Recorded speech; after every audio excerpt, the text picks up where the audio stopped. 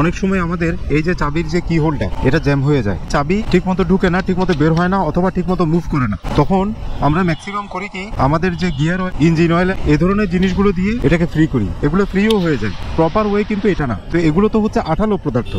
Bike যেহেতু বাইরের সারফেসে বেশি থাকে, বাইরের আবহাওয়ায় বেশি থাকে, ধুলা বালি ঢুকবে, এটাই স্বাভাবিক। বাইরের এই ধুলা বালিগুলো যখন এখানে ঢুকে তখন এগুলো এখানে আটকে যায়। পরবর্তীতে গিয়ে এগুলো এমন একটা পদার্থ তৈরি হয়, এটা অনেকটা সিরিজ কাগজের মতো হয়, অর্থাৎ মেটাল পার্টস গুলোকে ক্ষয় করে ফেলে। তখন দেখা যায় কি এই যে চাবির যে ঘাটগুলো এগুলো আস্তে আস্তে ক্ষয় হয়ে যায়। তো সেজন্য এগুলো না দিয়ে যদি এরকম কি হোলকে একটু ফ্রি করতে চান, WD-40 অথবা অ্যান্টিরাস যে স্প্রেগুলো আছে এই স্প্রেগুলো সামান্য দিয়ে দিবেন, এরপরে চাবিটাকে একটু নাড়াচাড়া করবেন, দেখবেন এটা একদম ফ্রি হয়ে গেছে। এটা হইলে হয় কি হোল যেটা ফ্রি হওয়ার সেটা তো হয়েই যায়, প্লাস এ ধরনের পদার্থগুলো এগুলো স্টে করে না, এগুলো বাতাসে ব্যাপার হয়ে যায়। সেজন্য ইঞ্জিন অয়েল বা গিয়ার অয়েল এগুলো না দিয়ে অল্প একটু অ্যান্টিরাস্ট স্প্রে দিয়ে দিবেন, তাহলে এটা ফ্রি হয়ে যাবে। পরবর্তীতে এটার আর কোনো ক্ষতিও হবে না।